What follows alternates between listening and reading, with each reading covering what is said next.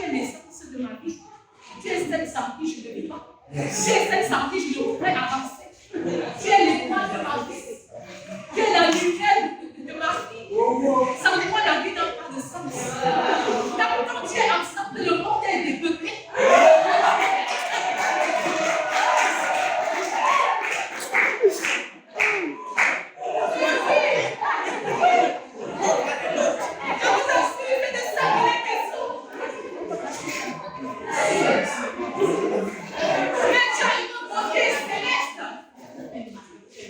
Tu es aussi joli que le parfum de Dieu. Hey. Alléluia. Amen. Il est important de développer ça. Ce n'est pas pareil. Ce n'est pas pareil de chanter les louanges de ça. De sa femme, non. Ça ne relève pas du paganisme, mais c'est de l'élégance. Il faut se mettre à l'épreuve de l'élégance avec un petit cantique qui nous explique, qui nous donne les mots appropriés pour de telles choses. Tu es le joyau de ma vie, le meilleur bijou dans mon jardin. Aïe, aïe, aïe. Mon nana. Si tu n'avais pas existé, Dieu pourrait s'en créer. Aïe, aïe, aïe. Oui. Tu es le néologisme écouté dans le mouvement titulaire qui paraîtra dans un ciel. C'est important quand vous dites que c'est une espèce en voie de Disparition. Elles ont besoin d'écouter, d'entendre de telles choses. Elles sont galvanisées, elles sont encouragées. Elles partagent le stress.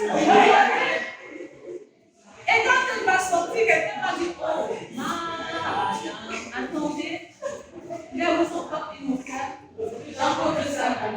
C'est que je sais. Je voudrais que les cœurs soient davantage bien disposés à recevoir ce qui va être bon. Je veux aussi que les enfants soient calmes, qu'ils soient stables. Ils sont mieux concernés que par quiconque. J'ai l'habitude de dire au moment que j'encadre que la préparation au mariage commence quand l'enfant est vraiment enfant.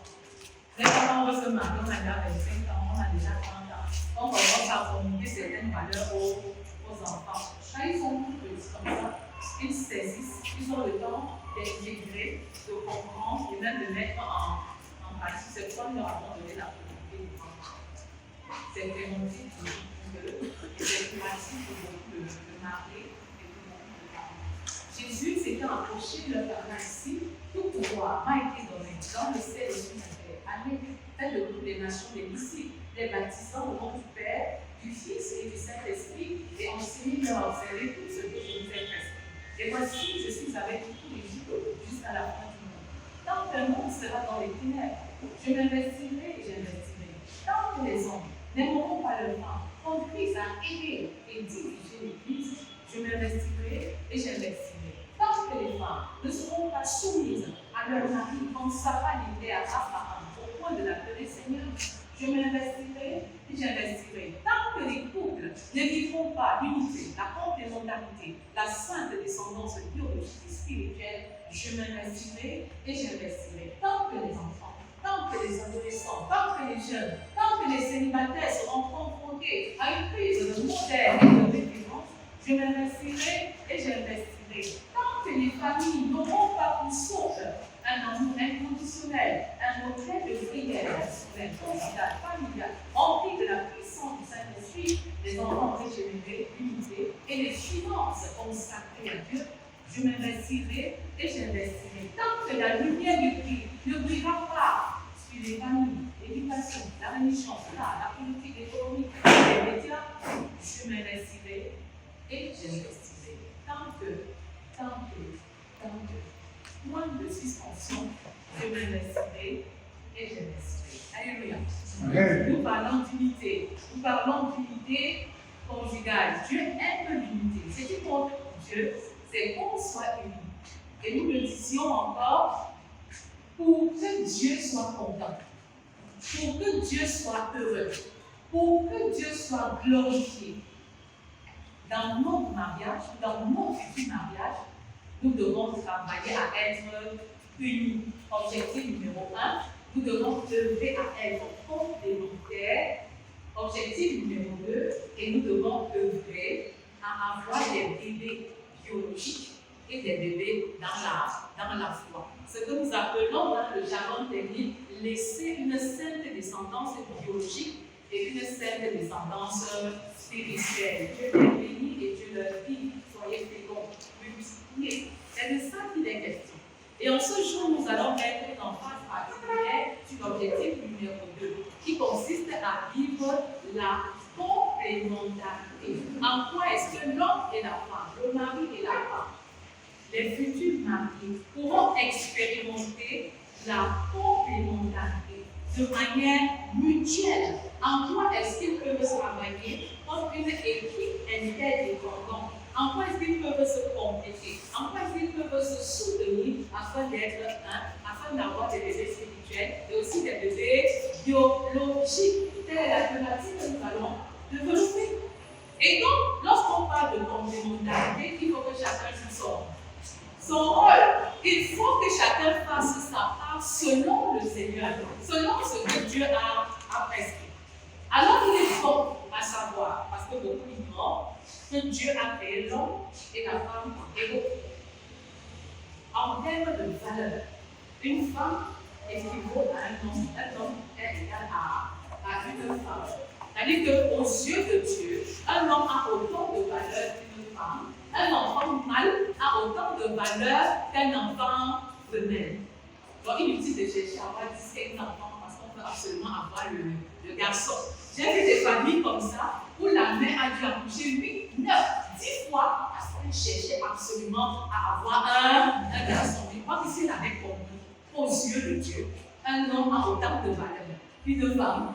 Elle ne se serait pas jetée dans ce type de course-là.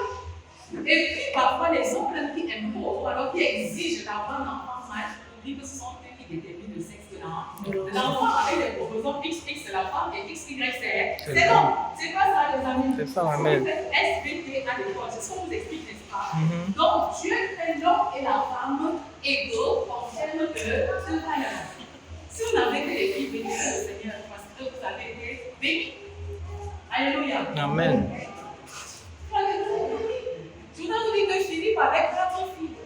Et la bonne nouvelle, c'est que les 4 filles étaient vierges dans leur célibat qui a été prophétisé.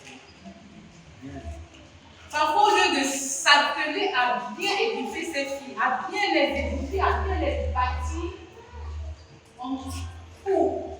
Et on court encore. On se jette dans une course désolée. On cherche le garçon. On cherche l'enfant mâle. Mais demain, ils vont se marier, vous aurez aussi des filles. Même si ce n'est pas alliance, mais si c'est une mauvaise chose.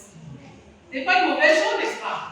Voilà. Donc, si Dieu vous a béni avec des filles, soyez heureux, soyez heureuses. Donc, l'homme et la femme sont égaux en termes de valeur, mais complémentaires en ce qui concerne les rôles. L'homme et la femme, en ce moment, sont complémentaires. Et il faut que cette complémentarité soit mutuelle. Parce qu'on sait qu'il n'y aura plus ni grec, ni juif, ni homme, ni femme. Vous voyez un peu. Donc il dit d'entrer dans des fausses compétitions et dans des fausses bagarres. Parce que nous sommes un en Christ, nous sommes un en Jésus-Christ. Ça, c'est important de le savoir. Mais maintenant, qu'est-ce que Dieu attend des hommes? Qu'est-ce que Dieu attend des maris en particulier? 2 choses principales. La première chose, c'est qu'ils aiment comme Christ a aimé. Et la deuxième, c'est qu'ils dirigent leur femme comme Christ a dirigé, comme des serviteurs. Vous voyez, c'est une double responsabilité. Et lorsque nous parlons de la responsabilité de l'homme en général ou du mari, ce n'est pas seulement le mari qui est concerné, la femme est principalement concernée parce qu'elle peut mieux prier pour son futur mari ou mieux prier pour son mari. Il en est le même pour les femmes. Lorsqu'on va parler des femmes, les hommes seront prioritairement concernés parce qu'ils vont savoir ce que Dieu attend de leur épouse et ils peuvent mieux intercéder pour que la femme accomplisse parfaitement ce que Dieu veut. Est-ce qu'on comprend la logique? Donc ce n'est pas une question de ping-pong, de bagarre et que voilà ce qui te concerne, voici ce qui me concerne. Parce que nous travaillons comme une équipe, le plus important c'est que nous avancions ensemble et que nous réussissions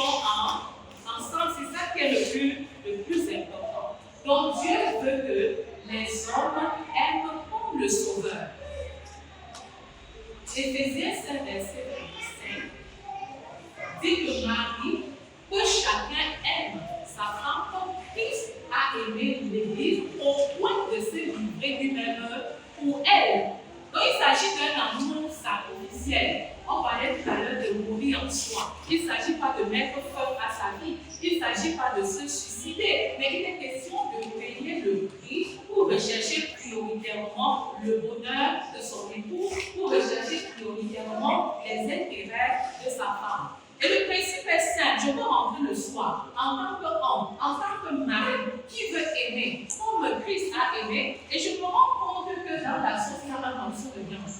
J'ai le choix de manger ce morceau de viande parce qu'on me présente effectivement mon plat avec ce morceau, mais j'ai aussi la possibilité de donner ce morceau à ma femme. Est-ce que j'ai aimé de manière sacrificielle? Oui! Il va arriver qu'on ait une voiture ou deux. Et je ne voudrais pas que ma femme aille en moto.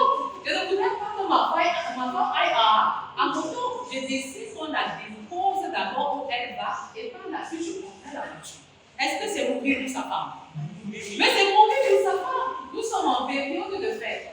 D'abord, j'ai la possibilité d'acheter des éléments pour moi et pour elle. Mais je peux aussi choisir d'acheter prioritairement ces vêtements ou alors d'abord ces vêtements selon ma bourse. Est-ce que je me serais sacrifiée en tant que mari en soi? C'est ça mourir en soi. C'est ça mourir en soi dans les décisions que l'on prend, dans les choix que l'on fait. On assure le bien-être de son épouse de manière prioritaire. Parce qu'on ne peut pas chercher ses intérêts en tant que mari et ceux de la femme au même moment. Il faut que les intérêts de la femme prennent le dessus. C'est de ça qu'il est question. Et je pourrais encore le signaler hier, Jésus n'a pas vécu pour lui. Pendant 33 bonnes années, il a vécu pour son Église. Il a vécu pour le corps de Christ. Il n'a rien fait pour lui-même, mais il a tout fait pour l'Église. Il a tout fait pour l'Église, pour le bonheur de l'Église. Au point de mourir même physiquement, mais la bonne nouvelle, c'est qu'il est aussi ressuscité. Un mari qui choisit de se sacrifier, de renoncer à lui-même, de mourir en lui-même, devrait se rassurer aussi qu'il ressuscite dans le bonheur de sa femme. Parce que si tu meurs seulement, c'est une sorte de démission. Si tu meurs seulement, c'est une sorte de résignation. Si tu meurs seulement, c'est peut-être même une fuite de responsabilité. Il n'est pas question de mourir simplement, mais il faut connaître dans le bonheur et dans le bien-être de son épouse. C'est de ça qu'il est question. Qu'est-ce que aimer sa femme implique? Au-delà de se sacrifier, au-delà de renoncer à ses propres intérêts. Je préfère lui acheter plus de robe. Moi, si en tant que mari, si j'ai une chaussure, ça va.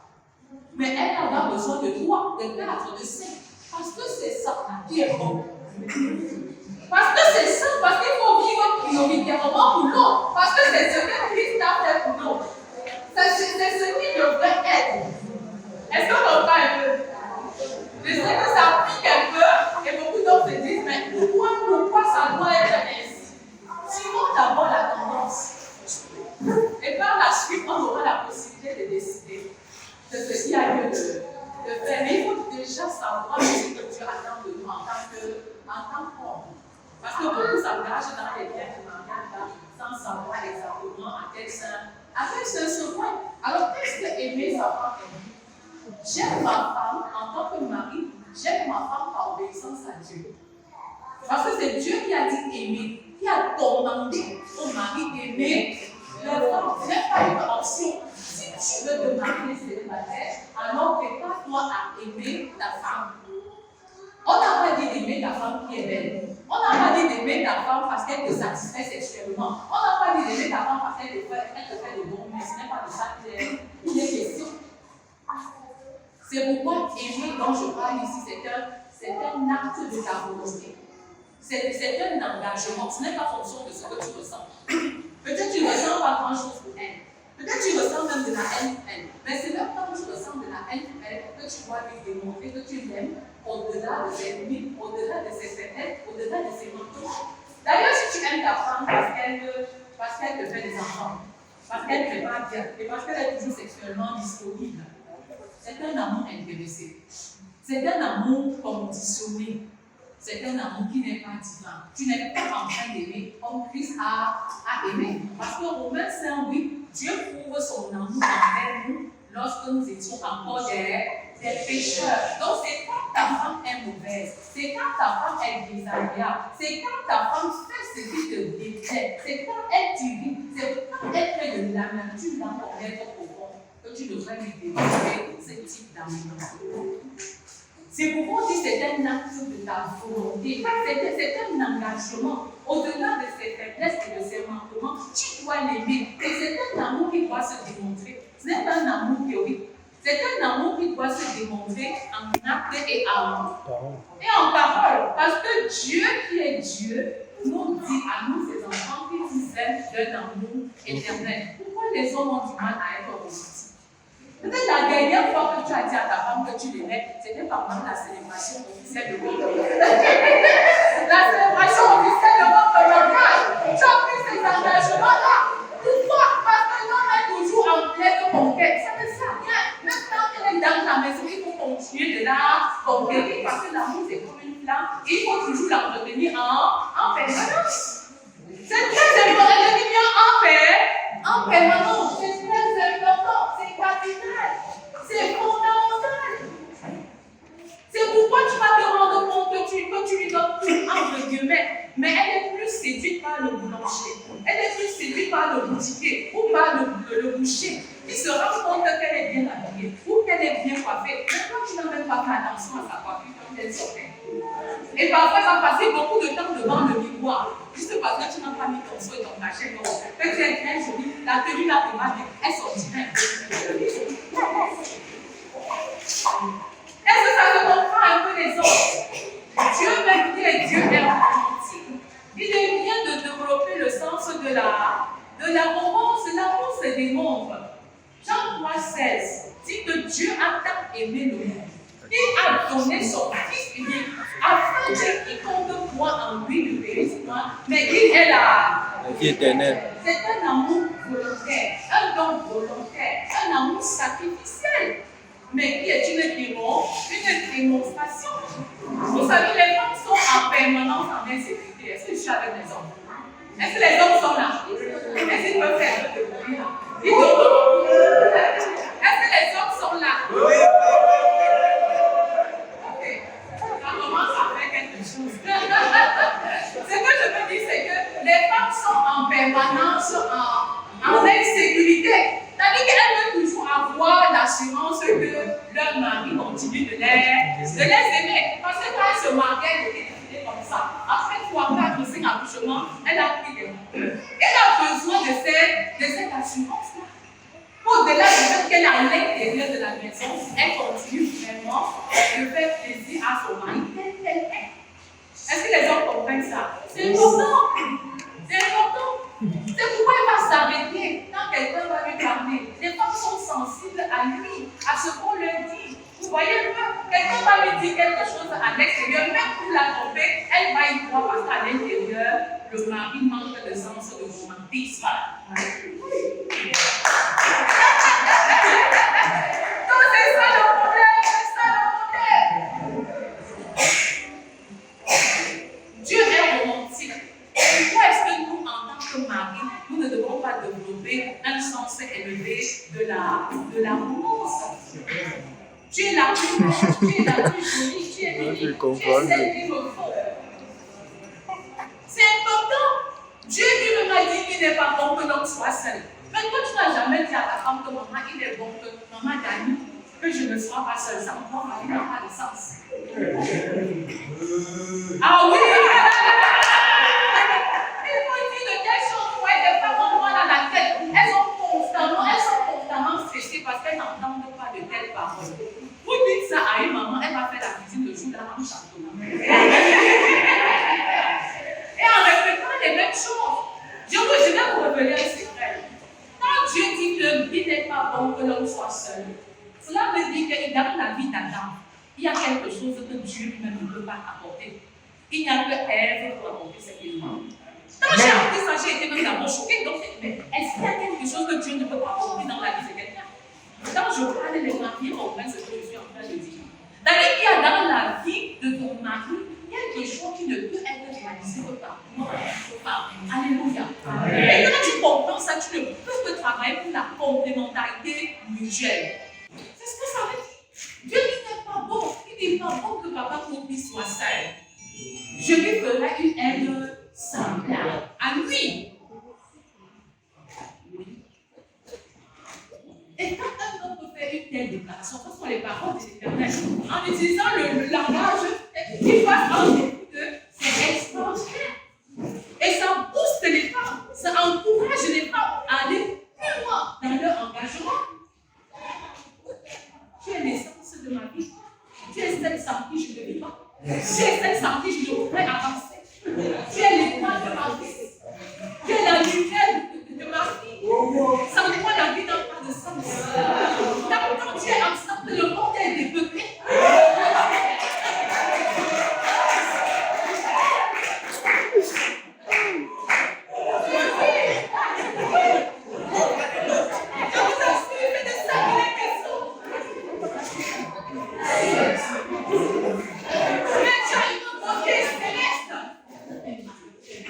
Tu es aussi joli que le parfait ange de Dieu. Hey. Alléluia. Amen. Il est important de développer ça. Ce n'est pas pareil. Ce n'est pas pareil que de chanter les louanges de ça. De sa femme, non. Ça ne relève pas du paganisme, mais c'est de l'élégance. Il faut s'y mettre à l'épreuve de l'élégance.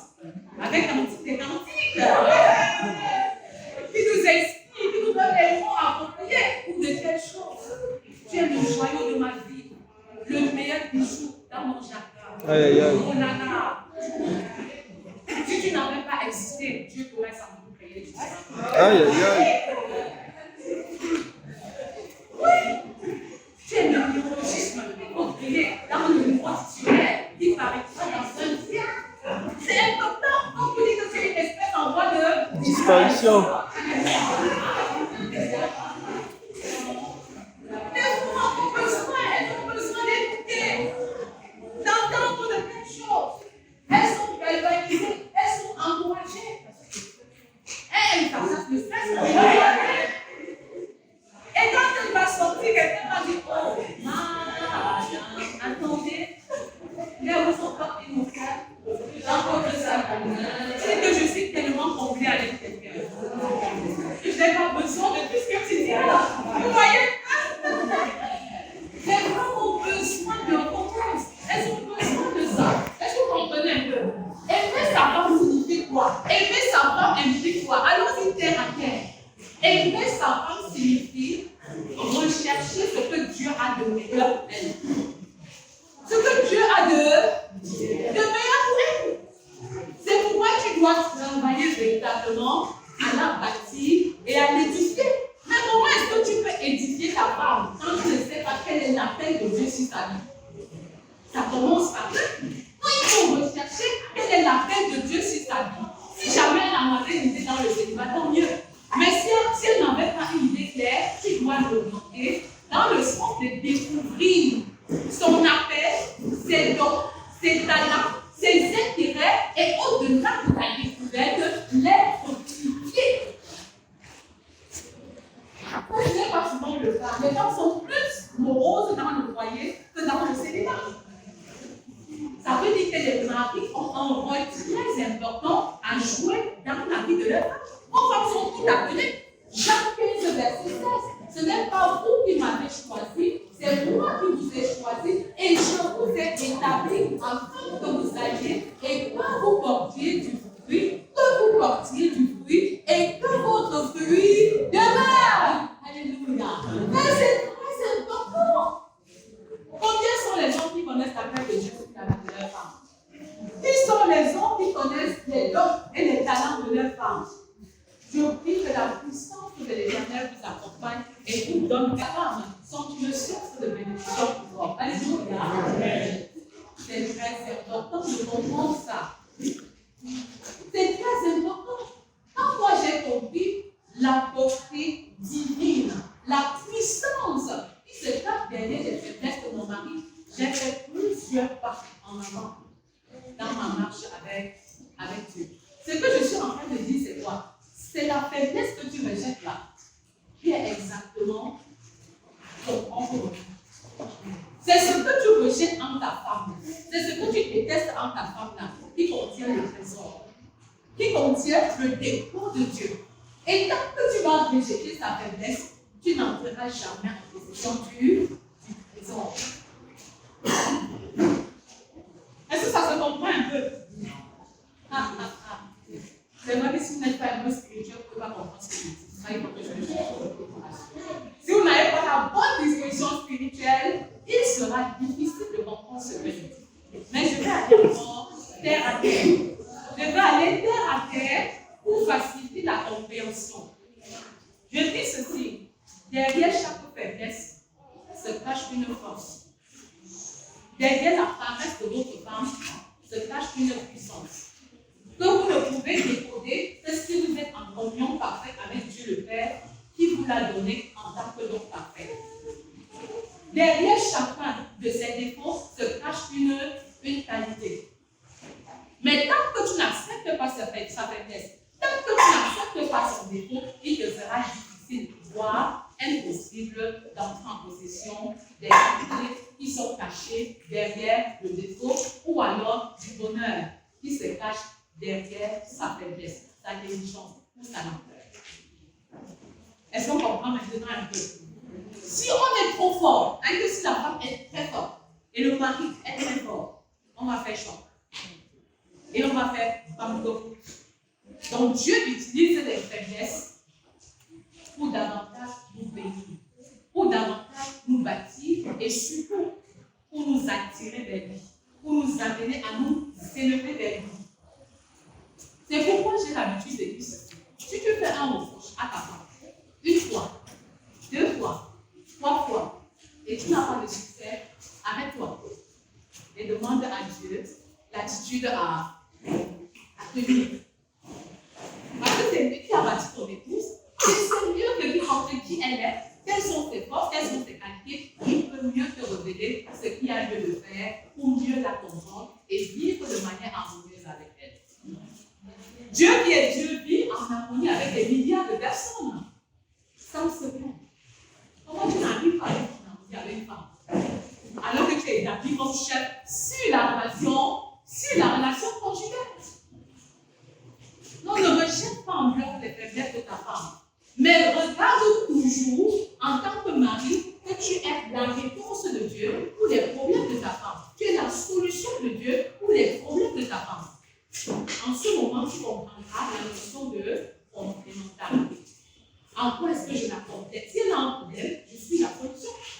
Si elle a un problème, je suis la solution. Au nom de la complémentarité et de l'amour inconditionnel. C'est de ça qu'il est question. Elle n'est pas parfaite, ma femme. Elle n'est pas parfaite, mon épouse. Mais elle est un don parfait de Dieu. Et j'en prends soin. J'en prends soin. Selon ce que Dieu a voulu dès le départ. Dès le départ. C'est de ça qu'il est question. Deuxième élément, il faut la diriger comme un serviteur, pas comme un dictateur, pas comme un dominateur. C'est pourquoi dans Marc 10, verset 43, on dit que celui qui veut être grand, soit comment? Soit votre serviteur. En d'autres termes, le mari qui est grand, c'est celui qui sert. Et Jésus a fait la démonstration. Dans le même texte, au verset 45. C'est pourquoi le Fils de l'homme est venu, non pour servir, mais pour être servi. Non pour être servi, mais pour servir. Non pour être servi, mais pour servir et donner sa vie en rançon pour Dieu. C'est ça le modèle de service. Ce n'est pas la domination, ce n'est pas la dictature. Aujourd'hui, dans le foyer, on a confondu qui elle est. En fait, qui aide même l'autre. La femme est venue aider le mari à tout faire. Parce qu'il est établi comme chef sur la relation conjugale.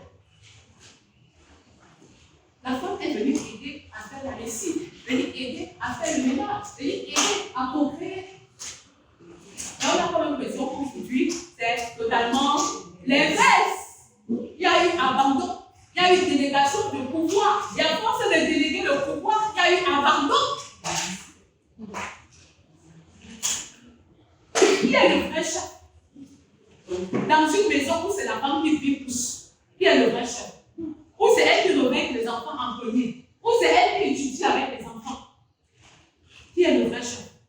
Qui est le vrai chef? En ce moment, on va se rendre compte que le mari a la position de chef, mais la femme a l'influence. Vous voyez la nuance, n'est-ce pas? Vous voyez la nuance? Et mari est célibataire de façon. Servir est synonyme de grandeur et non un aveu de faiblesse. La grandeur réside dans le service. La grandeur d'un mari réside dans la qualité et dans la quantité de service à l'intérieur de sa maison, en commençant par la qualité et la quantité de service rendus à l'endroit de sa femme de manière prioritaire. Vous savez pourquoi? 1 Timothée 5:8. 1 Timothée 5:8 dit que si quelqu'un ne prend pas soin des siens et prioritairement de ceux de sa famille, il a renié la foi, il est pideur. Il est convaincu. Tu ne peux pas dire que tu es chrétien et tu as peur du service. Déjà que le service te rend dans ta propre maison. Et on sert d'abord à l'intérieur de la maison avant de servir à l'extérieur de la maison parce que le succès est privé avant d'être public. Le succès est interne avant d'être externe. Avant d'être pasteur, diacre, enseigne, commence à servir ta femme. Et ensuite, tu vas servir tes enfants. Tu vas servir ceux de ta maison. Et c'est ça qui te donne la qualification d'aller servir à l'extérieur. Ça, c'est ce que Timothée, le Paul nous dit à travers 1 Timothée 3. Bien diriger ses enfants. Bien diriger sa maison. Et tenir ses enfants dans la soumission et dans une parfaite honnêteté. C'est ça, réussir en tant que mari. C'est donner la priorité aux soins domestiques. Vous voyez le service, n'est-ce pas? C'est pourvoir aux besoins de sa femme. Pourvoir aux besoins de sa famille. L'homme nourrit sa famille spirituellement. Il nourrit aussi sa famille physiquement, matériellement. Il faut identifier leurs besoins, répondre à leurs besoins, être prêt à participer activement aux soins des enfants. C'est pourquoi je dis toujours, et je réitère, que nos enfants sont orphelins alors que nous sommes, que nos enfants souffrent d'une carence en vitamine A, oui, pour absence d'affection, absence d'amour et surtout absence d'application de la parole de Dieu au sein de la cellule familiale. La maison qui devrait être le tout premier centre de formation où les valeurs et les vérités bibliques sont transmises au quotidien. C'est de ça qu'il est question. Servir comme Christ a servi. C'est une grâce, c'est un privilège.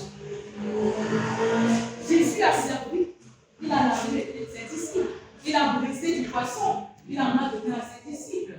Est-ce qu'il y a des hommes qui voudraient agir comme ça? Vous n'avez pas dit qu'il bon. Je suis content qu'il lève le doigt, alors on va prier pour vous.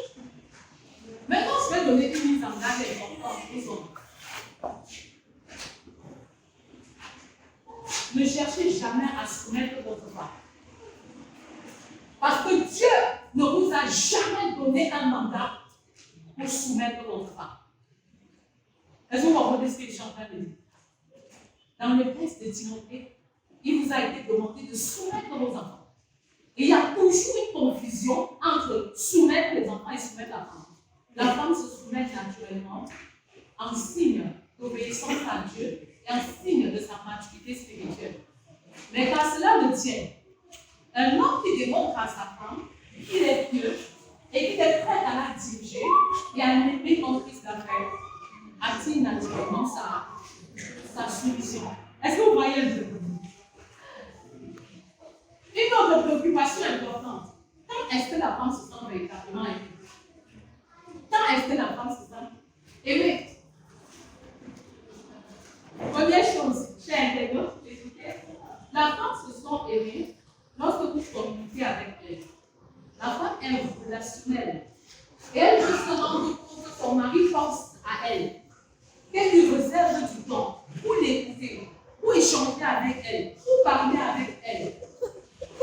consulter avant de prendre une décision, non seulement pour le bien-être du couple, mais également pour le bien-être de toute la famille. Alléluia.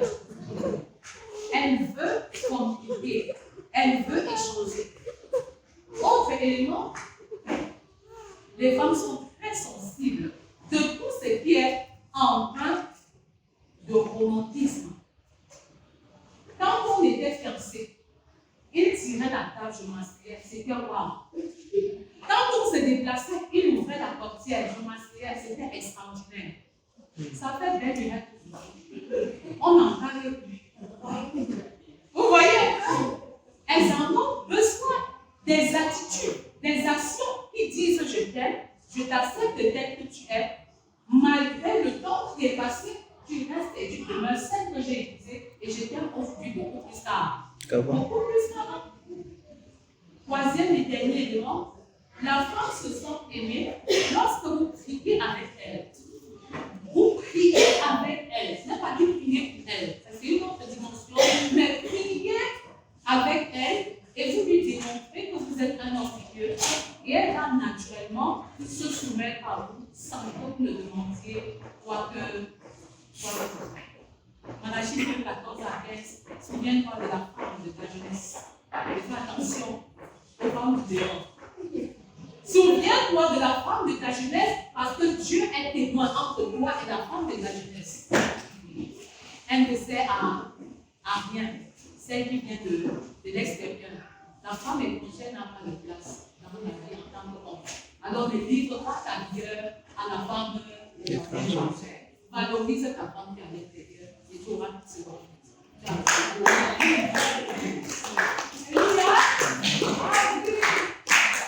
le moment, c'est dans ta maison. C'est dans la femme de ta jeunesse. Et on va prier. On va parler des femmes. On va prier pour les hommes qui veulent.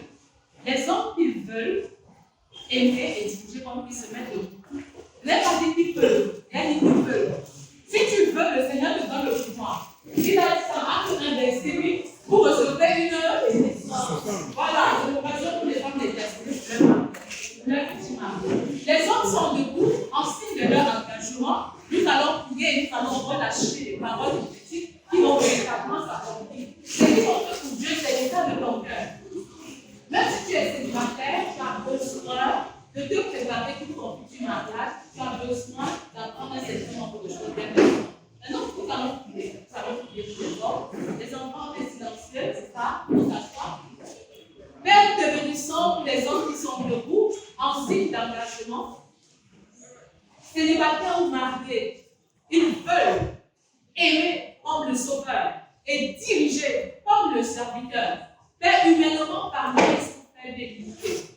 Mais je confesse que la puissance du Saint-Esprit est relâchée afin qu'ils soient équipés pour accomplir cette tâche qui est humainement impossible, mais divinement réalisable, divinement faisable. Je déclare maintenant que vous recevez une puissance, le Saint-Esprit survenant sur vous. Les cieux sont ouverts sur vous et vous recevez l'équipement qui vous donne d'opérer dans le surnaturel à ce moment au nom de Jésus. Que les faux raisonnements tombent maintenant au nom puissant de Jésus. Mais je confesse que tu suscites une nouvelle génération d'hommes leaders, serviteurs qui assurent la couverture spirituelle de leur maison, sans honte, sans complexe, sans crainte de quoi que ce soit. Tu les équimes puissamment, tu les utilises puissamment. Leur force et leur grandeur résident dans le service. Ce sont des hommes que tu distingues ce soir. Ce sont des hommes que tu équipes particulièrement ce soir. Merci Seigneur pour le feu que tu allumes dans leur vie. Merci pour le feu que tu allumes dans leur cœur maintenant. Une puissance descend sur nous maintenant. Soyez silencieux. Il y en a qui reçoivent cet équipement par les mains. Il y en a qui en reçoivent par les pieds. Il y en a qui sont embrassés par la tête. Vous êtes équipés. La puissance du Saint-Esprit est relâchée.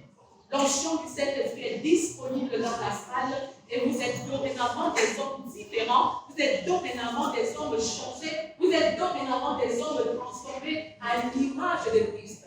Et je déclare que tel Christ est, tel vous l'êtes aussi.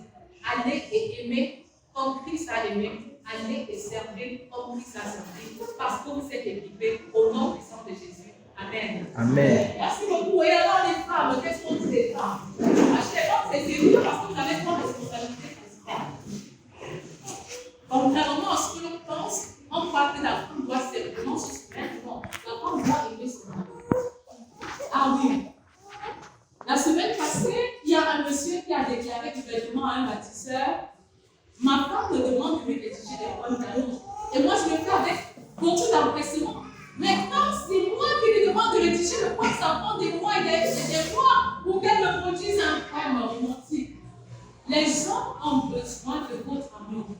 Les hommes ont besoin de se sentir aimés par leur femme, de manière verbale, mais de manière démontrée aussi. Tu ne pêches pas en déclarant ta flamme ouvertement à ton mari. Tu vas même te rendre compte qu'il aura une attitude différente à ton endroit. Est-ce qu'on comprend ça? Parce qu'on a comme l'impression que c'est toujours le mari qui doit aller vers la femme. Mais non. Une fois que vous êtes mariés, il est possible que tu lui fasses une déclaration d'amour. Il en a besoin. Pour qu'il se sente aimé. Qu'il se sente choyé. Qu'il se sente aussi en sécurité. Vous voyez un peu? Si Dieu parle, dit que d'abord le but d'apprendre aux jeunes femmes à aimer leur mari. Je m'arrête sur ce morceau-là, vu le temps qu'il reste, pour dire en fait que aimer son mari s'apprend. Aimer n'est pas inné, aimer n'est pas naturel. On ne naît pas amoureuse de son mari. Mais on apprend à aimer son mari tous les jours. Mais comment est-ce qu'on apprend à aimer son mari? Première chose, il faut avoir une attitude d'acceptation inconditionnelle. Il faut l'accepter avec ses forces et ses faiblesses, et surtout avec ses échecs. Quand un mari se rend compte qu'il a échoué, il sent sa femme, c'est plus dangereux en fait. Le mari a toujours besoin du soutien de sa femme quand il est en train d'échouer, quand il n'est pas en train de réussir son entreprise. Donc aimer son mari, c'est l'accepter comme tel. C'est le soutenir pendant les moments difficiles, c'est éviter de faire comme Madame Job. Madame Job qui dit: maudit Dieu et meurt. Pendant que son mari est en difficulté, pendant qu'il est malade, pendant qu'il a tout perdu, il ne faut pas être comme Madame Job. Est-ce que vous voyez un peu ça? Aimer son mari, c'est être sexuellement disponible. C'est ça, aimer son mari. Même si tu travailles, il faut toujours réserver du temps pour que le mari soit sexuellement bien nourri. Donc le prétexte de la fatigue ne tient plus. Parce que plusieurs femmes sont celles-là qui envoient leur mari à l'extérieur, ça ne devrait pas être ainsi. Une femme qui aime réserve toujours du temps en soirée pour son mari. Il ne va pas toujours avoir des prétextes de fatigue et des prétextes pour avoir beaucoup travaillé et tout. Sexuellement disponible est une preuve tangible de ce que j'aime mon mari. Il est sexuellement épanoui. Il a l'abri du besoin. Un mari qui est sexuellement épanoui est comme un lion qui a bien mangé. Et quand il a bien mangé, il ne s'occupe pas de la gazette, il trouve tout autour de lui. Même dans le lieu de service, il n'aura pas Dieu qui l'a séduit. Et vous, les collaborateurs de service. Alléluia. Donc la femme sage qui bâtit sa maison, c'est celle qui prend en considération cet élément.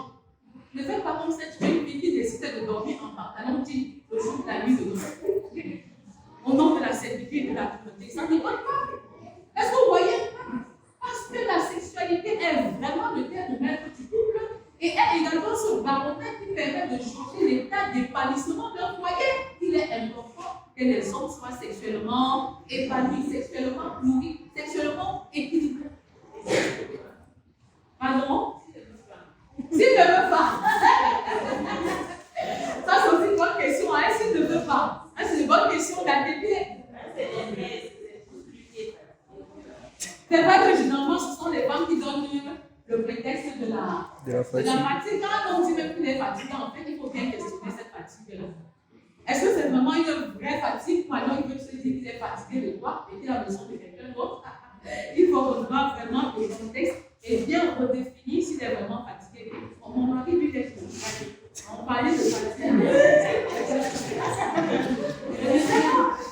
Vous voyez un peu, c'est assez délicat. Il faut bien voir les paramètres. Il faut bien voir les paramètres parce que si l'intimité sexuelle est déroulée dans les règles de l'art, le mari va un peu se fatiguer. fatigué. Parce que l'intimité sexuelle va lui apporter plus de force, plus de tonus, plus d'énergie encore. Vous voyez un peu? Peut-être qu'il a besoin d'un espace bien à lui, il a besoin peut-être que les draps soient changés, peut-être qu'il a besoin que l'église soit aussi un peu. Bien que en changeant un peu, ça change aussi la configuration. Et vous voyez un peu que les femmes du dehors font souvent mieux ça que les femmes de l'intérieur. Vous voyez? Ça aussi, c'est important. Utiliser le parfum de chambre, ce n'est pas forcément péché. Utiliser les fleurs et beaucoup d'autres choses, les pétales dans la chambre conjugale, ce n'est pas non plus un péché. Et puis, l'intimité sexuelle est une forme de communication. Pourquoi il est fatigué? Pourquoi est-ce qu'il dit non? C'est important de questionner. Vous voyez un peu, c'est important de communiquer parce que l'intimité est même le troisième niveau ou le dernier niveau de la communication. Généralement, quand ça bloque au niveau de l'intimité sexuelle, ça veut dire qu'au niveau de la gestion des conflits, au niveau du parler et de l'écouter, les choses n'ont pas été bien gérées. Vous voyez un peu? Donc, il faut identifier les causes et apporter des solutions pour que les mêmes causes ne produisent pas les mêmes effets. Vous voyez un peu? Ça, c'est très important de prendre en considération ce paramètre dans l'intimité sexuelle. Donc, la femme doit aimer son mari. Elle doit aimer son mari. Et au-delà, elle doit le soutenir. C'est la deuxième responsabilité. Le soutenir ici veut dire le compléter. Le compléter, tu ne peux pas avoir ton salaire et tu envoies tout dans ta famille. Dans la famille où tu es ici. Et le mari ne sait même pas ce que tu en fais. Tu ne le soutiens pas. Le soutien, il est matériel, il est moral, il est psychologique. Et dans notre foyer, nous sommes financièrement mariés. Nous travaillons dans la transparence, dans l'unité financière, dans la responsabilité financière. Et notre désir, c'est que ce soit le cas aussi pour les couples qui nous écoutent. L'unité financière, la transparence financière, ça compte énormément. Il y a des femmes qui travaillent, mais leurs maris n'ont aucune idée de leur salaire. Vous voyez un peu ce que ça fait. On ne donne pas à l'autre de nous faire confiance. Vous savez, le mariage est bâti sur une relation de confiance. La confiance est un peu comme le ciment d'une relation conjugale. C'est un élément très, très important. Il faut soutenir le mari. Soutenir le mari, en fait, c'est le compléter véritablement. Le compléter dans tous les sens. Que ce soit physiquement, psychologiquement ou même spirituellement. C'est être capable de le supporter valablement. Vous voyez un peu, quand il n'est pas là. Et donc, la femme sage travaille à compléter son mari. Parce qu'une femme qui ne complète pas son mari entre en compétition avec son mari. Ah oui, ça c'est dangereux. Ton mari n'est pas un ennemi. Donc, il n'est pas non plus un concurrent. Donc, n'entre pas en compétition avec lui. J'ai entendu des femmes dire mon mari a fait ça. Maman, l'habitude là, juste où je vais aller. Vous voyez, il y a compétition dans ce type de foyer-là. Vous devez être complémentaires et non en compétition et en concurrence. Vous voyez un peu, ce sont les industries, les entreprises qui utilisent les faiblesses, les points faibles de l'autre. Vous voyez, pour exceller. Mais dans le couple, il ne devrait pas en être un. Il ne devrait pas en être ainsi. C'est-à-dire que l'homme a besoin de traiter la femme avec beaucoup de sagesse dans ses rapports, vous voyez, comme étant le sexe faible, pour que ses prières même ne soient pas bloquées. Il y a des hommes qui prient, mais ne peuvent pas expérimenter les sentiments. Pourquoi? Parce qu'ils ne sont pas en équipe avec leur femme. Et c'est un véritable problème. Donc, une fois qu'on est marié, on ne peut plus être seul. Une fois qu'on est marié, on ne peut plus être épanoui seul. C'est pourquoi j'ai l'habitude de dire que le succès de l'un sans l'autre est l'échec de toute la relation conjugale. Il faut beaucoup méditer sur de telles paroles. C'est pourquoi je dis que soutenir son mari, c'est se soumettre à lui. Regardez comment j'aborde la chose. Et maintenant, la soumission n'est pas quoi? Et qu'est-ce qu'elle est? Qu'est-ce que la soumission n'est pas? La soumission ne veut pas dire que tu es béni, que tu es inférieur, que tu obéis aveuglément. Et j'aime beaucoup l'exemple de Abigail, la femme de Naboth. Quand David envoie pour prendre des pains de quoi manger, alors le mari est furieux, il ne répond pas comme cela se devrait. Mais Abigail est une femme soumise. Mais il sait quand même que la soumission, c'est honorer la parole de Dieu.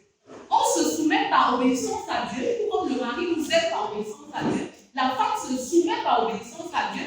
Est-ce que vous voyez un peu? Et se soumet par amour pour son mari. Est-ce que vous voyez la nuance? Oui, parce que c'est Dieu qui dit soumettez-vous à mari. Donc, quand je me soumets à mon mari, j'obéis à Dieu et je le fais par amour pour mon mari. Maintenant, obéir, bien se soumettre à son mari ne signifie pas de laisser enfreindre la règle. Parce que la soumission, c'est par rapport à la parole de Dieu. Se soumettre, c'est honorer la parole de Dieu. C'est pourquoi il est question de se soumettre à un mari qui est soumis à Dieu.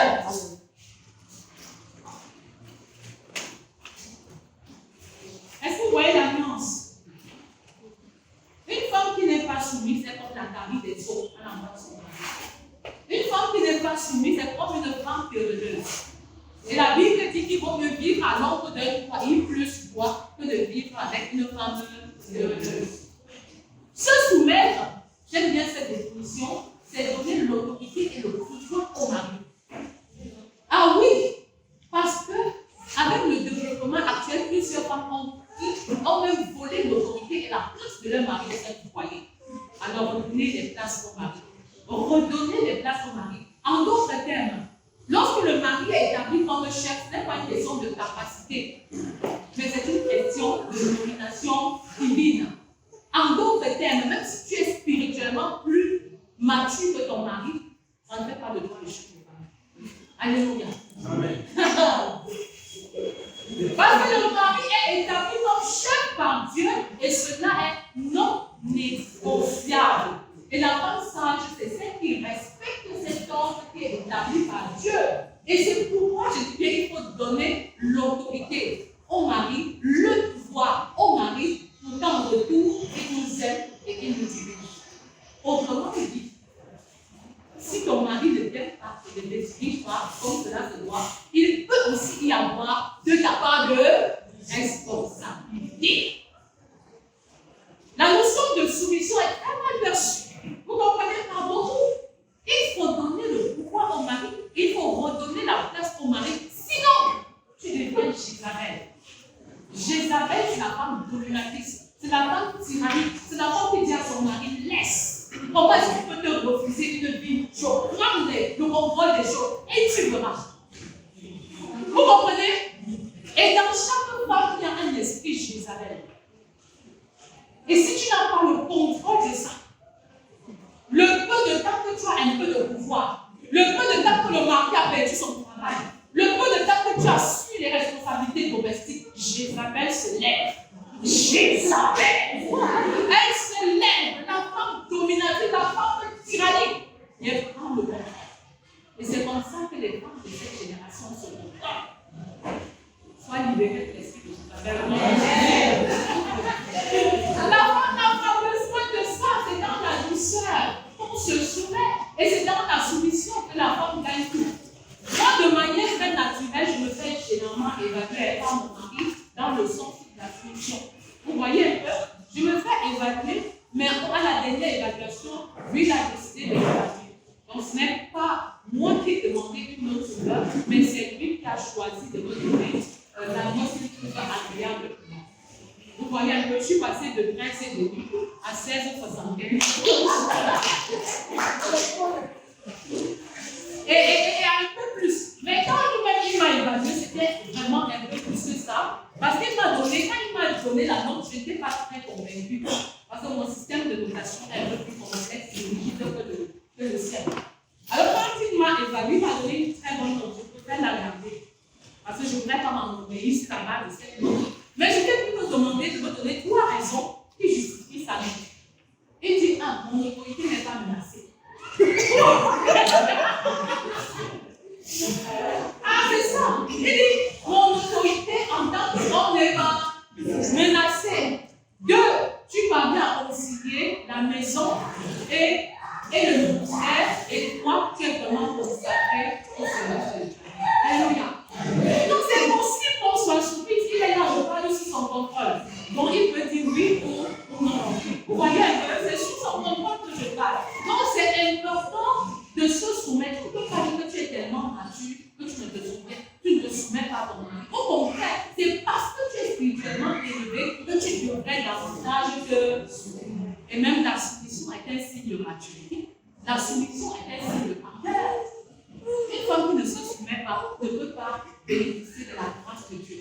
Mais une femme qui est soumise bénéficie d'abord de la bénédiction de son mari qui est un parapluie et encore de la bénédiction de Dieu qui est un parapluie et naturellement elle va réussir dans tout ce qu'elle a fait.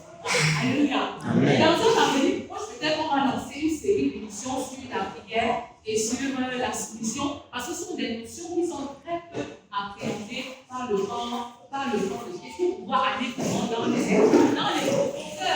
Donc la femme doit se soumettre. Elle doit se soumettre. C'est un tabou. C'est un tabou. Maintenant, la soumission est une réponse. Nous avons dit se soumettre, ce n'est pas laisser le mari enfreindre la règle divine, n'est-ce pas? Ce n'est pas être, ça ne veut pas dire obéir aveuglément, ce n'est pas être béni, ce n'est pas se sentir inférieur. Non, tu n'es pas inférieur parce que tu es soumis. Non, tu n'es pas inférieur. Au contraire, tu soutiens ton mari, tu complètes ton mari et tu fais ce qui est bien pour ton mari. Est-ce qu'on comprend un peu ça? Donc maintenant, la soumission, c'est quoi? C'est une réponse. Complément à ce que je pense. La soumission est la réponse de la femme en ce qui concerne le mari. Comment est-ce que je réponds à déterminer comment mon mari va m'aimer et comment il va me diriger? C'est une réponse. C'est un engagement à suivre le mari, quel que soit ce qu'il a décidé. Il va acheter un terrain là où tu ne veux pas. Suis-le. Il dit qu'alors au deuil, même au funérail, suis-le. Il dit alors en boîte de nuit, tu le suis. Ah oui. Il y a beaucoup de femmes qui sont étonnées et qui disent que est-ce que je dois le suivre? Il fait ce qui n'est pas bien.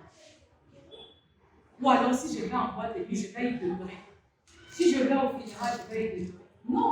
Tout dépend de ce pourquoi tu y vas. Si je vais au funérailles, dans le sens de comprendre pourquoi mon mari y est, je peux mieux l'aider à ne plus y prendre part. Si je vais en boîte de nuit, pourquoi juste pour mon mari est consacré à un certain nombre de choses, je peux mieux prier pour lui et je peux mieux l'aider à sortir de là. Vous comprenez ce que je suis en train de dire? Vous savez, quand vous êtes une femme, soit vous êtes une brebis, soit vous êtes un loup. Et c'est facile de diriger une brebis. Mais c'est très difficile de diriger quelqu'un qui est un loup. Est-ce que vous comprenez ce que je veux dire? Il y a des femmes qui sont difficiles à diriger. Quand tu lui dis de monter, elle va choisir de descendre. Parce qu'elle croit qu'elle est spirituellement plus connectée. Non. La femme sage sait qu'elle est soumise au mari céleste. Et quand elle suit le mari terrestre, elle sait que Dieu est encore capable d'incliner son cœur. Histoire. Je connais l'histoire d'une femme qui a suivi cet enseignement et qui a voulu le mettre en pratique dès qu'elle est rentrée. Parce que le diable, lui aussi là, il cherche qui va. Alors dès qu'elle est rentrée, son mari a dit je vais épouser une autre femme. Je vais épouser une autre. Il a dit on va aller ensemble, il n'y a pas de problème. Je vais dire. Son mari était convaincu de tout. Sa femme pouvait tout faire, sauf le soutenir dans le projet d'aller prendre une heure. Lorsque cette femme est venue avec son mari chercher la deuxième femme, le projet s'est arrêté à ses pendant la célébration. Le projet s'est exactement arrêté. Quand tu y vas avec toute la force spirituelle, toute la dépendance au Saint-Esprit, toute la connexion, l'approbation de Dieu le Père, le Fils et du Saint-Esprit, tu ne peux jamais échouer parce que tu es soumis. Alléluia. Tu ne peux jamais échouer. C'est pourquoi se soumettre, c'est suivre sa direction. C'est suivre sa direction dans la douceur, dans la simplicité. Et toi-même, tu vas voir ce qui va se passer. Des choses extraordinaires. La femme doit respecter son mari aussi. Et les femmes ont tendance à beaucoup parler, mais pas pour honorer leur mari. Elles parlent beaucoup, mais beaucoup plus dans le sens de se plaindre. Mais la femme a la lourde responsabilité de respecter son mari, c'est-à-dire de l'honorer, de l'élever publiquement, de l'attirer à l'extrême, de le vénérer et de le préférer à toute autre personne. Amen. Aime ton mari plus que ton pasteur. J'aime les femmes faire des offrandes sacrificielles au pasteur. Quand elles font des offrandes sacrificielles à ton mari. Amen.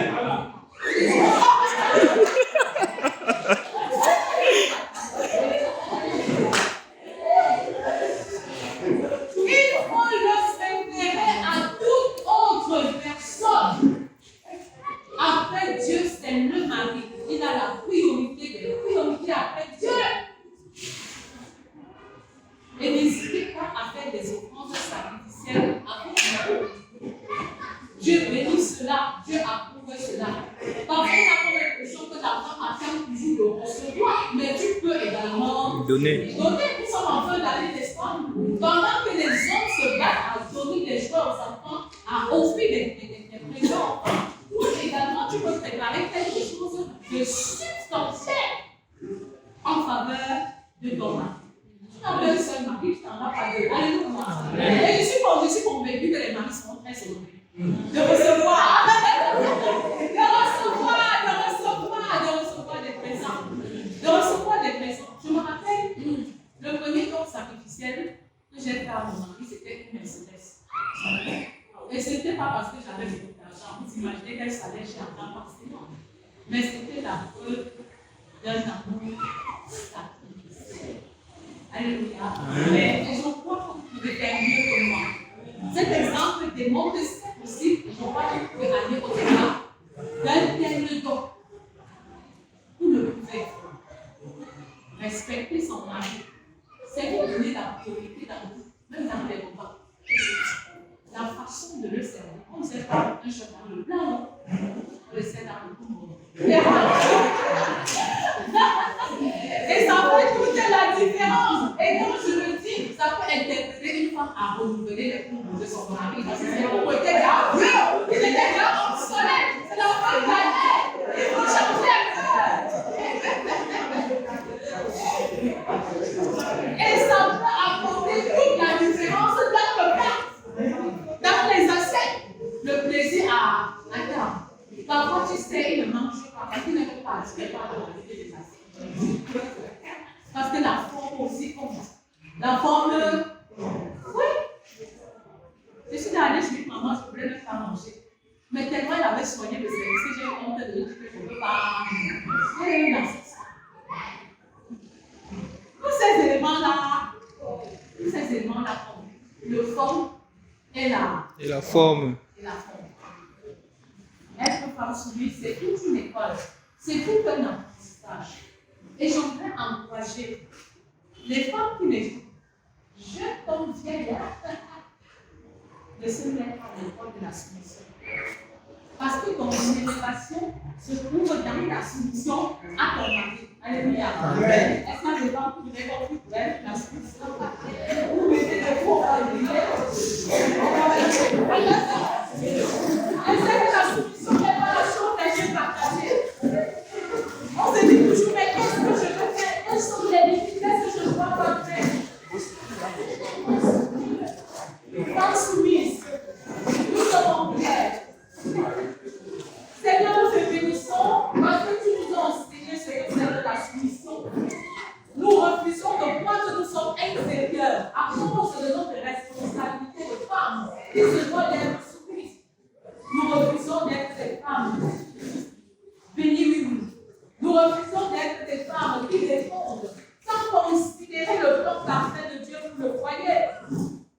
Nous refusons de laisser nos maris empreints de la paix de 10 000. Et nous choisissons d'être impressants, d'être des femmes soumises. Pas parce que nous le pouvons, mais parce que ta puissance est disponible, ta grâce est disponible, ta faveur est disponible. Que l'orgueil tombe au nom puissant de Jésus. Que l'autossuffisance tombe au nom de Jésus. Je brille dans l'âme et je confesse que nos bouches sont faites pour bénir et non pour maudire nos maris au nom de Jésus. Amen. Je déclare que la soumission est dorénavant notre bataille. Je refuse d'être une Jézabel. Je refuse que nous soyons des Jézabel au nom de Jésus. Et que tout Jézabel, tout esprit de Jézabel en nous, tombe maintenant au nom puissant de Jésus. Amen. Nous refusons d'être des Madame Chor, des femmes qui ne résistent pas dans l'adversité, des femmes qui délaissent dans les difficultés. Nous confessons que nous soutenons nos maris. Nous confessons que nous complétons nos maris. Nous confessons que nous répondons à nos maris tel que le nom de l'Éternel soit glorifié au nom de Jésus. Amen. Nous proclamons qu'ils sont de véritables filles de Sarah et nous appelons nos maris Seigneur. Nous les aimons indépendamment de ce qu'ils sont, de ce qu'ils font, et nous les encourageons, même quand ils ont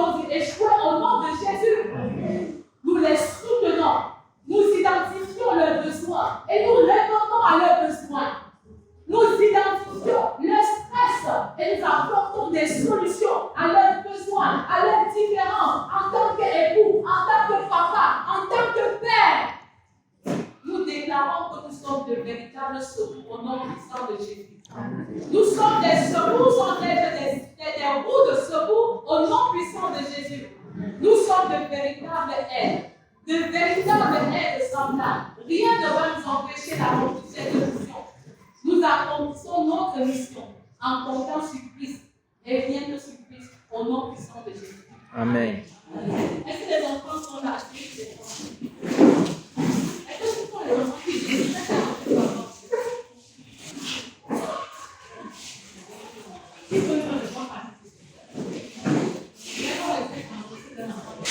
la Bible dit l'Esprit est venu en moi des petits enfants et je n'ai qu'en empêcher pas le royaume de Dieu et à ceux qui le ressentent. Merci mon ami. Luc 2:52 texte. Jésus moissait en sagesse, en statut et en grâce devant Dieu et devant les hommes. Et nous souhaitons que ce soit effectivement le papa des enfants, des parents. Est-ce qu'on peut prier pour ces enfants? Oui. Ils ne sont pas non. Est-ce qu'on peut prier pour les enfants? Les parents qui sont derrière, est-ce qu'on peut prier pour les enfants? Tu peux prier.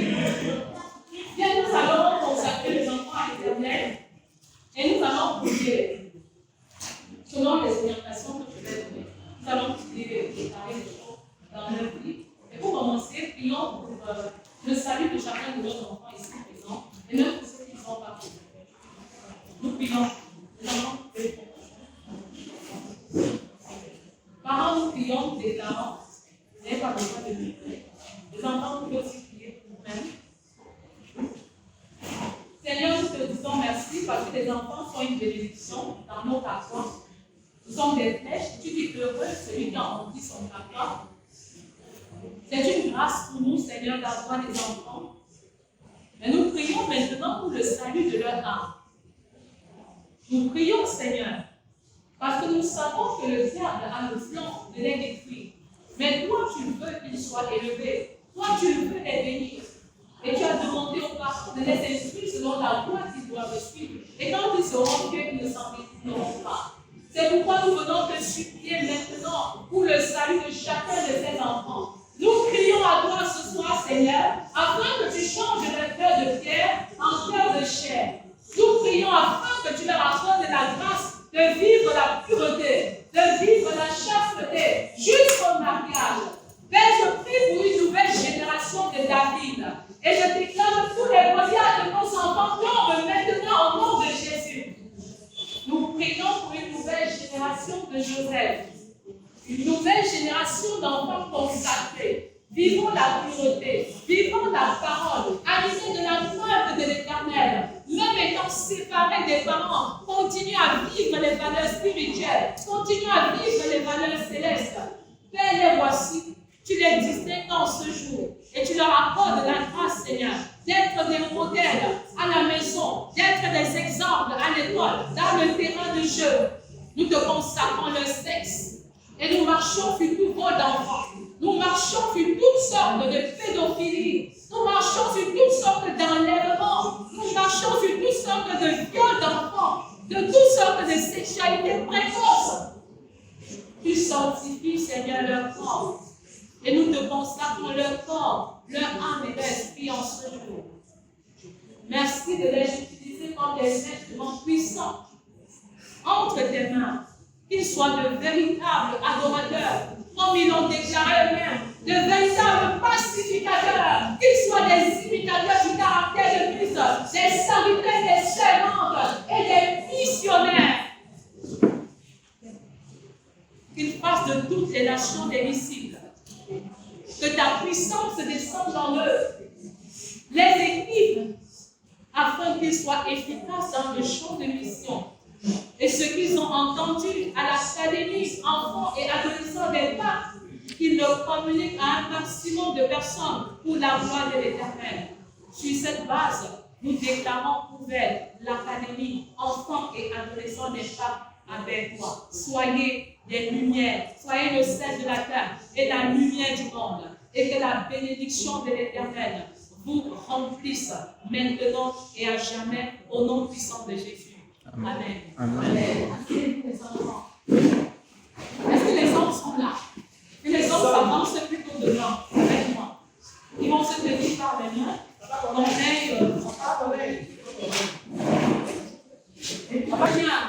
et si tu ne deviens pas un homme d'impact dans le Tu seras un homme engagé. Si ta femme a un problème, si ta femme a un problème, tu es la solution. Si ta femme a un problème, tu es la solution. Et si ta femme a un problème, tu es la solution. Au nom de l'amour inconditionnel, de la complémentarité et de ce qu'on fait une équipe. Et on peut se tenir par la main, mais on fait la force. Quand les célibataires entrent dans la salle, qu'est-ce qu'on fait? Merci de ne pas vous soustraire à la parole de Dieu. C'est bon. Voilà. C'est bon. Merci. Est-ce que nous pouvons prier d'abord pour ces hommes? La responsabilité est énorme, je vous assure. Être un mari, c'est être un gestionnaire. Et j'imagine en période de fête, il faut gérer les deux familles de la femme, les deux familles issues de nous-mêmes. Il faut gérer les enfants à la maison. Ce n'est pas toujours facile. Être un bon mari ou un homme des femmes. Est-ce qu'on peut prier? Père, nous te bénissons pour les hommes. Nous te bénissons pour les futurs maris. Tu les toi-même. Tu vois leur engagement. Tu vois les dispositions de cœur. Et nous te sommes infiniment reconnaissants. Parce que toi-même, tu les as choisis. Tu les as établis pour une œuvre glorieuse ici avec toi. Tu veux les utiliser de manière puissante et efficace. Que ceux qui sont encore célibataires soient illuminés par toi dans le choix de leur conjoint au nom puissant de Jésus. Qu'ils ne s'égarent pas. Que ceux qui sont déjà mariés soient particulièrement visités par toi, soient particulièrement bénis par toi, soient particulièrement équipés par toi. Merci Seigneur de les utiliser de manière puissante, de manière efficace. Que les faux raisonnements dans leur cœur tombent au nom puissant de Jésus. Je marche sur toutes les forteresses et je confesse que la pluie de la première saison descend maintenant. La pluie de la première saison descend sur chacun d'entre eux et lessive dans les cœurs tout ce qui n'est pas de toi. Toute peur, toute crainte d'échouer dans la mission est lessivée maintenant au nom puissant de Jésus. Amen. J'appelle à l'existence la pluie de la vieille saison, la pluie de la multiplication, la pluie de la fécondité, la pluie de la fertilité, même pour les gens qui sont absents. Père, tu les établis comme le sel de la terre, comme la lumière du monde, au nom puissant de Jésus. Amen. Sur cette base, tu les soutiens, tu prends soin d'eux, tu pourvois financièrement, matériellement, spirituellement, et je déclare qu'ils ne manqueront de rien au nom de Jésus. Amen. Ils ne manqueront de rien pour pouvoir aux besoins matériels et spirituels de leur famille au nom de Jésus. Amen. Nous prions pour la santé de ces enfants. Qu'ils soient en bonne santé et qu'ils prospèrent à tous égards. On prospère l'état de leur âme au nom de Jésus. Je marche sur les dévoreurs financiers et je confesse la restauration de leur santé. Je confesse la restauration de leurs finances, la restauration de l'unité conjugale. Là où il y avait la discorde, je mets l'unité. Là où il y avait la discorde, je mets l'harmonie. Je sème la paix, je sème l'unité, je sème la complémentarité, je sème la fécondité, la santé biologique, la santé spirituelle. C'est sur cette base, je déclare ouvert l'académie Homme des femmes sur vers toi, au nom puissant de Jésus. Amen. Amen. Soyez bénis dans le nom de Jésus. Et donc, on revient à continuer à côté des personnes qui sont malades. Et c'est la personne qui a une douleur particulière. On va prier. On va me santé. Maman, viens les gens.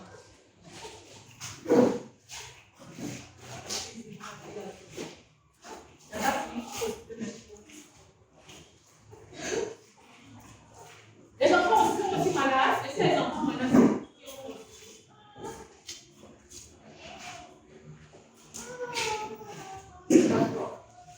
nous allons prier pour ces trois personnes qui se sont soulevé, qui ont des problèmes de santé. Et je voudrais vous rappeler que Dieu est celui qui guérit, il est le médecin par Excellence. Il faut avoir cette foi, il faut avoir cette assurance-là que le Seigneur nous guérit. Que le Seigneur nous guérit, le Seigneur nous restaure. Mais il faudrait que nous croyions que la restauration est divine. la restauration, que Dieu te donne le Saint-Esprit. Nous sommes en prière et nous prions. Quel que soit votre mal, quel que soit votre douleur, peut-être que je peux m'avancer dans la programme pour savoir exactement de toutes les questions. Mais de prime abord, c'est ça. Est-ce qu'il y a un homme qui est aussi malade? Il y a une difficulté, vous faites un pas en moment, vous êtes dans le cas contraire, on va prier. Pour la guérison, pour la santé. D'accord, nous sommes en prière. Nous te bénissons et nous te rendons grâce. Nous te bénissons et nous te rendons grâce parce que tu es Dieu.